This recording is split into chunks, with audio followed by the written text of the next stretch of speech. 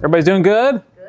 All right, very good, very good. So thankful to be here with everybody. We're going to talk a little bit today about strategies for engagement.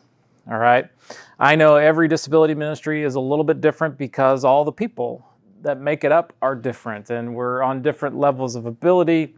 And so, what I want to hopefully equip you with today are different ways to keep different people engaged, so they're walking away with as much understanding as you want to give them. Okay, so I want to give you a couple different tools, a couple different strategies. I want to help you understand how people retain information. That's going to be a big part of what we're going to talk about, because for those of you that are planning lessons and working on things, you don't want all the hard work that you put in before class to just drop off, right? And for nobody to walk away with anything, because like Garrett said, it's super important that they understand, not only that Jesus loves them, but Jesus has a plan for them.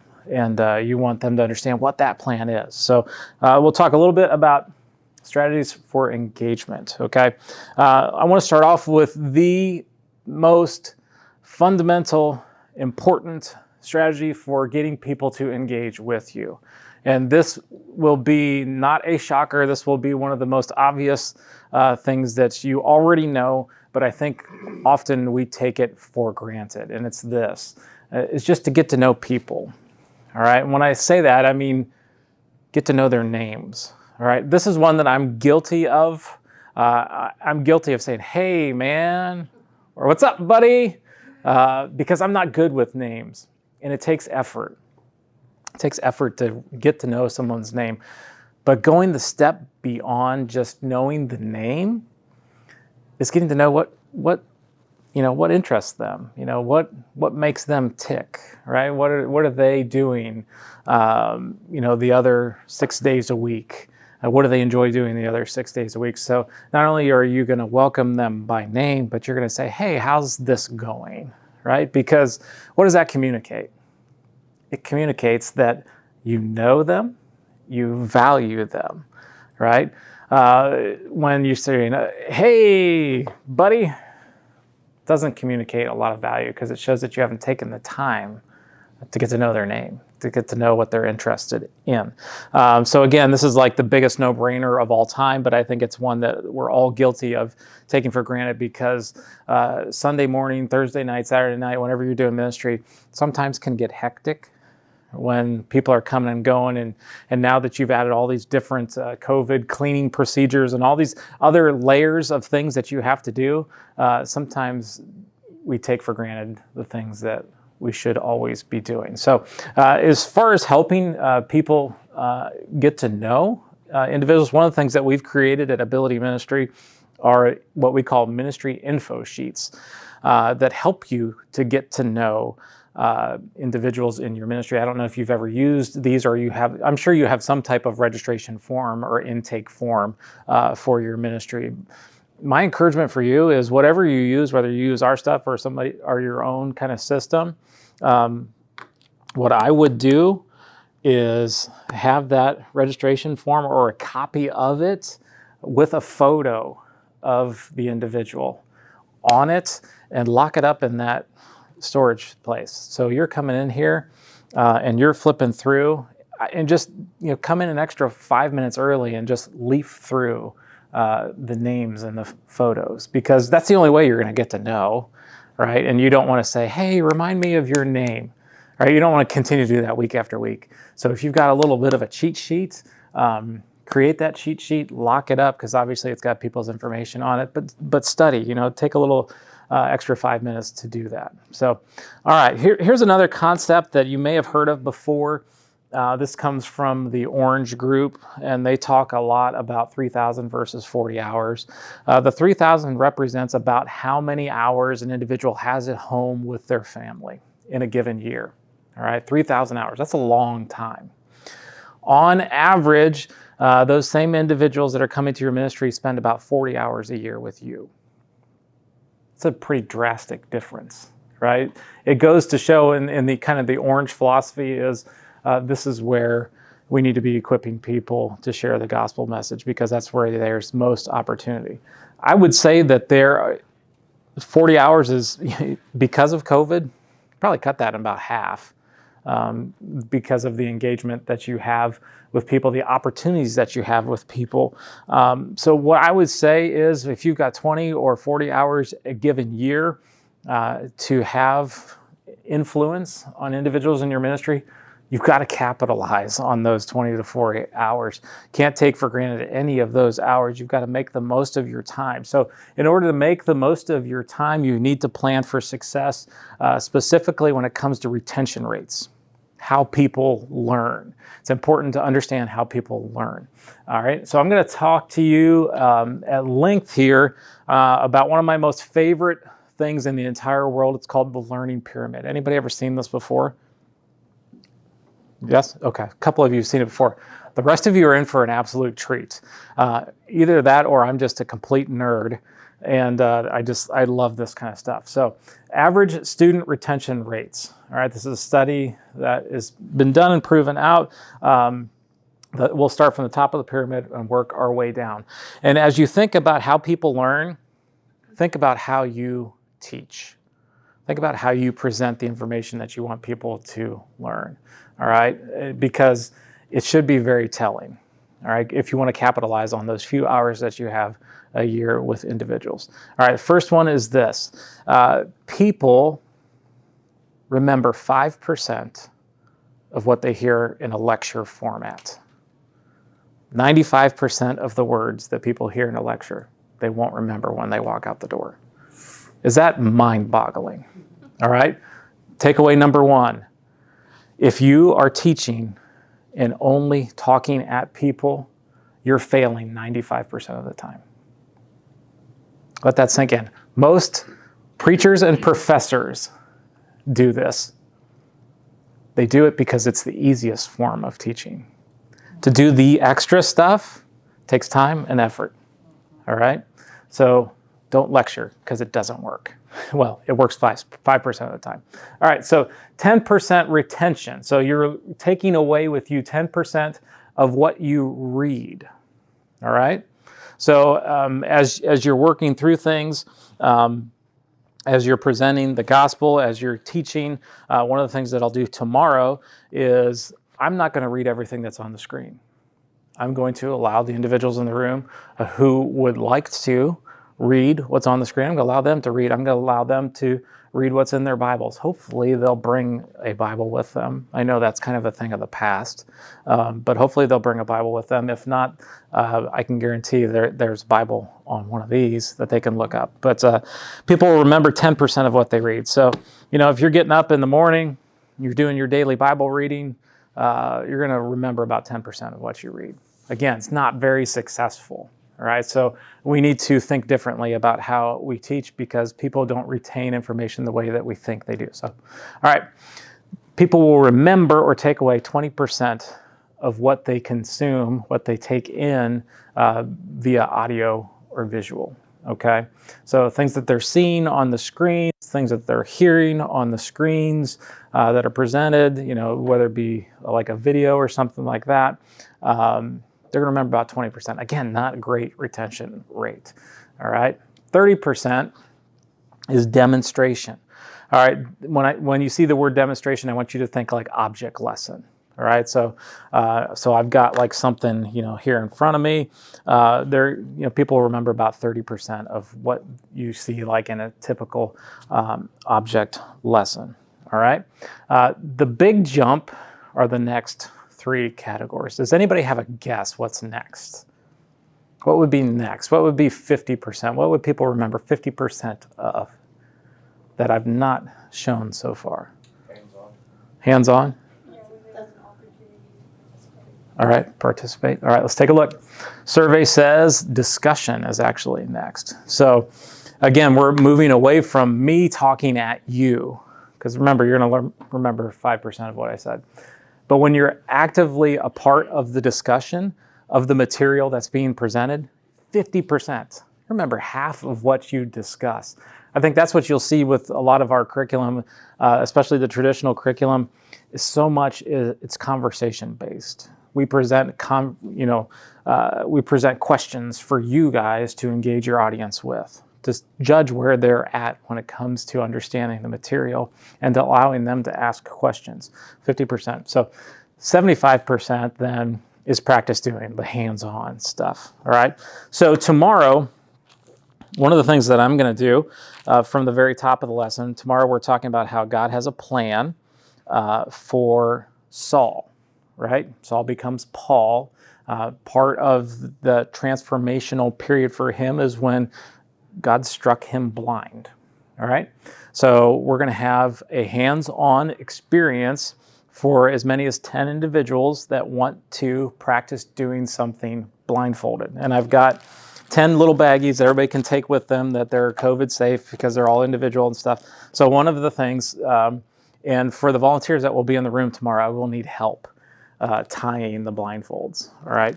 So people will be blindfolded. 4 people will get a Rubbermaid container with a little hand sanitizer in it. So they'll be blindfolded and they'll be asked to open up the container and just apply some hand sanitizer. Pretty easy task that most people should be able to do blindfolded. All right, so an experience. They're going to experience what Saul experienced when he was blind, trying to navigate things.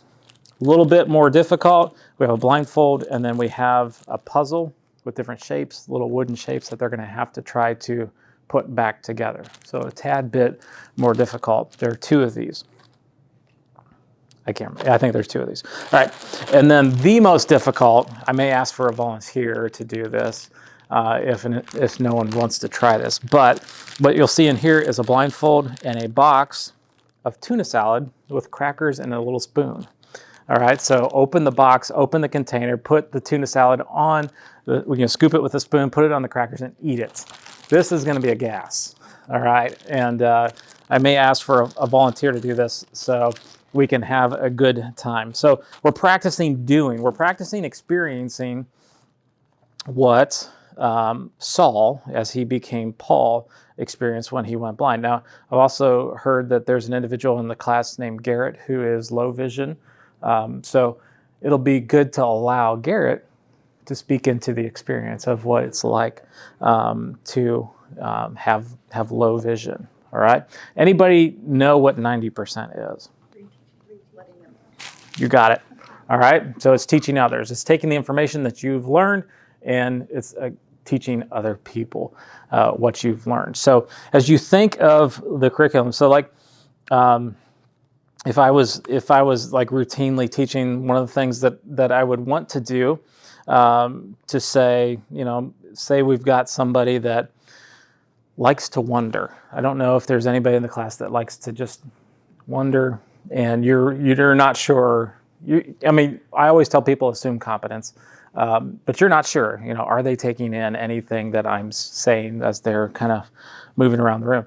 Again, if you take the time to get to know them, you'll know what they enjoy. But say maybe they like letters. So maybe you give them a bag of Scrabble tiles and you say, hey, I want you to pick out one word from the lesson today and spell it out. Maybe they like that. Or maybe you've got a bucket of Legos. And again, the idea here is keeping someone a little bit more stationary than wondering. Wondering is not bad, but if you want to keep people kind of stationary and engaged, maybe you give them a bucket of Legos and say, I want you to create with Legos what we're teaching about. And obviously this would take some time, but maybe you're talking about how sometimes when we have sin in our hearts, there's darkness, there's separation from God, and maybe you're talking about how Jesus and how he died on the cross, and what that does for our hearts is that it makes us clean, and so maybe it's that. So as you're talking, you're giving people a bucket of Legos because sometimes they just need something to do with their hands. So maybe it's something like that as far as keeping people engaged and allowing them to experience the message in a different way. Like I created this because Jesus still loved Saul. One of the big things I'm going to talk about tomorrow is the fact that can God, or does God really love bad people, right? I think we think to ourselves, oh, God could never love me, or God could never love someone that instructed Christians to be murdered. Like, this is Saul's story. But Jesus still loved Saul. Not only did Jesus still love Saul, Jesus had a plan for him. He loved him and he had a plan for him. So just again, it's me saying it. It's them being able to read it and maybe engage with it. So I would have all kinds of tools and manipulatives for people to be able to use to engage the message on different levels. All right. So let's continue to talk about some things that I believe are very important as you're wanting people to engage with the message and retain things. And I really, really feel very passionate about intentionally using language that's easily understood. All right, especially when we're working with our group. I'm going to show you 3 different scriptures. I'm not going to tell you what the translations are. And I want you to tell me which one you think is the best translation for our population that we're working with. Ready? And I'm going to allow volunteers to read it, all right? Because I'm doing too much lecturing here. And you're only retaining 5% of what I'm saying. All right, who wants to read 2 Kings 2:24 in the first translation? Who wants to read it? Real loud. Okay, go for it. Then he turned back and looked on them and cursed them in the name of the Lord. And then came forth 2 she-bears out of the wood and tear 40 and 2 children of them. All right, that's one translation. All right. Yeah. All right. So this is like, again, one of my favorite Bible stories. All right, who wants to read the next translation? All right, we're going to pick out the best one. All right, you read the next one here. Go ahead. Real loud. Okay. 2 Kings 2:24. He turned around, looked at them, and called down a curse on them in the name of the Lord. Then 2 bears came out of the woods and mauled 42 of the boys.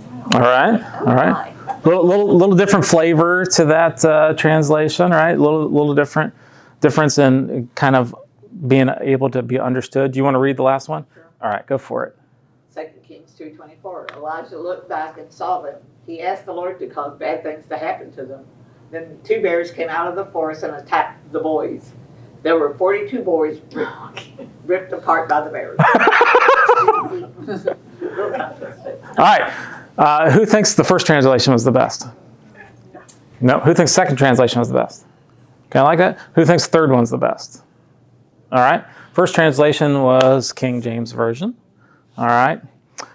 Second one was the NIV, probably the most widely used by people. And this third one, I think, was the ERV. All right. My preference when I write curriculum, I will use 90% of the time one of 2 translations. And it's this, the NIRV, which is the New International Reader's Version, which is this translation of this Bible, or the ERV, the Easy to Read version. These translations were written around a 3rd grade reading level, okay?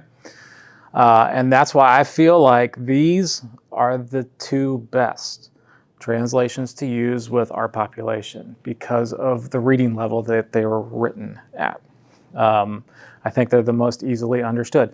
Now, there are going to be some passages that if you're spending time kind of looking through the different translations, sometimes you'll really like what maybe the NLT, the New Living Translation, says. Sometimes you'll like the NIV better than the NIRV. It's okay. What I would say is lean into those translations that were created to be easily understood. They're not lesser than translations. They are official translations of the Bible, and they're easy to understand on purpose. So that's why I prefer them for our ministry. All right. The next thing, I just encourage you to capture your audience's attention by using extra things. Using extra things requires extra effort on your part, but the extra effort increases the retention, which means with the 20 to 40 hours that you have in a given year, the chances of people taking away the message that you're trying to give them is going to increase greatly. So the extra effort is always, always worth it. That's why I say, use some of these different things. Another thing that, and sometimes these are just good things that you can do if you've got extra time. But taking a dice, and maybe you've got 6 review questions or questions that you've got at the end of your lesson, and you've numbered them 1 to 6, and you allow people an opportunity to roll the dice and answer the corresponding question. Or you can do that with an opening activity. Maybe you've got questions that are leading into your lesson to try to prime them for what they're getting used to. Allow them to throw the dice. Obviously, you got to wipe them down between throws and stuff like that. Or if you've got multiple kind of smaller dice, you can use that. But that's a way to do that. Another great way to engage people and get them creative. I don't know if you guys are familiar with story cubes. Anybody familiar with story cubes? They are absolutely fabulous. My family takes these with us. Well, we took these with us to restaurants when we would go out to eat, because you always have to wait for like forever and a day, like before your food comes.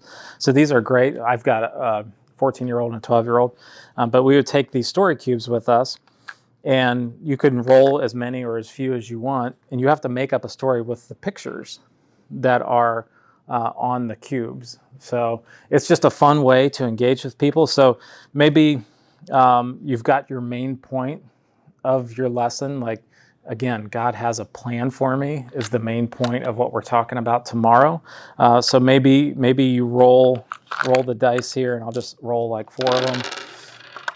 And let's see, I got a backpack, I got a treasure map, I got a puzzle piece, and what looks like a telescope. So I'd have to make up a story about how God has a plan for somebody using those pieces. So again, it's using imagination. Sometimes it's good if you've got extra time with your lesson, or sometimes it's good just to get people thinking before your lesson. You're engaging them in thinking different ways that maybe they're not used to, which is always also very good.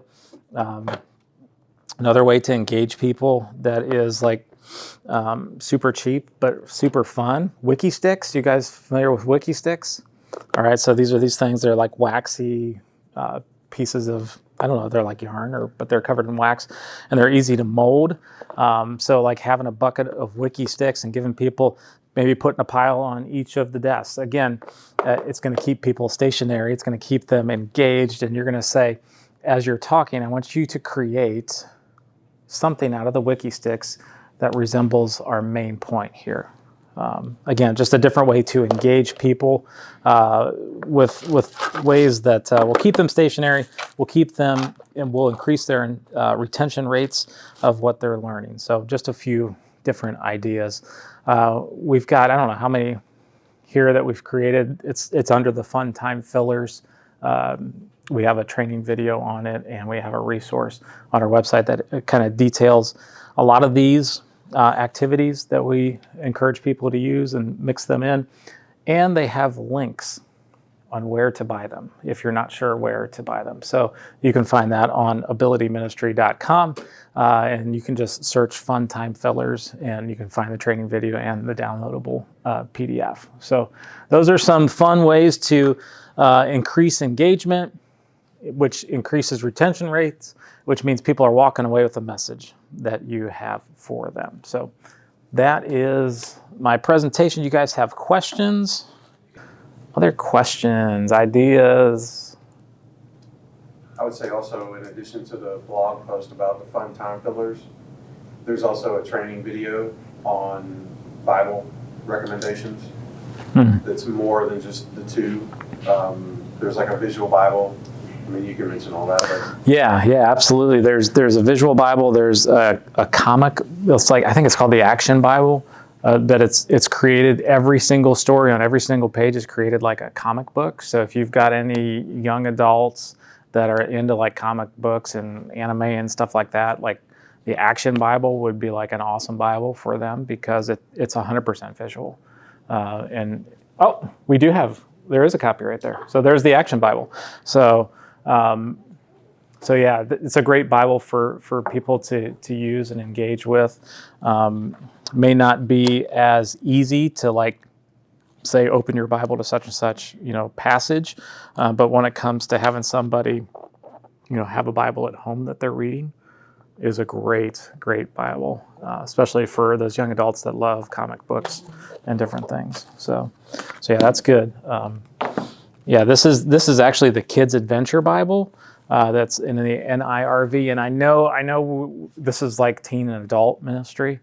Well, you'll notice specifically that I bought like the leather version because the kind of hardback version looks like it's a kid's Bible.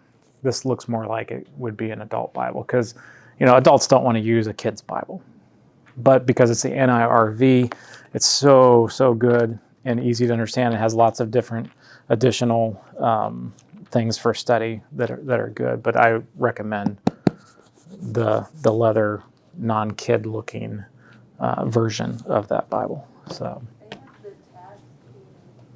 They have the Bible tabs that like already pre-written like Yeah. each section. Because I know sometimes like when we ask like students to read from the Bible, they get kind of nervous because Oh, they yeah. can't find the passage. I get nervous. Also, I do too. I do. I'm like, like there's so many tables. Absolutely. So, like those tabs. I know Katie went through and actually put them. Like it took forever. Yeah, to put the. That's an awesome idea. Yeah, like I get nervous too. Like when I'm preaching, like I will purposely put like paper clips in because in the passages that I know that I'm going to be referring to because I don't want to be like, oh my gosh, what if I forget, and like people will think I'm a fraud. So maybe I don't know, maybe I'm a fraud, but yeah, that is a great idea. Yes. I was wondering, so I know that a lot of the students were upset about missing the Christmas play last year. Would you recommend like doing some type of a play to just for them to interact with the Bible story? You guys typically do a Christmas play production with them. That's like something they look forward to every year. Yeah, why not? Why not? Yeah, I mean, it wouldn't have to be at Christmas, or you could, or why not do like Christmas in July? Like that's like that's like a popular thing, like that businesses and different people do. So do a Christmas in July production. So absolutely, because that engages them in the story.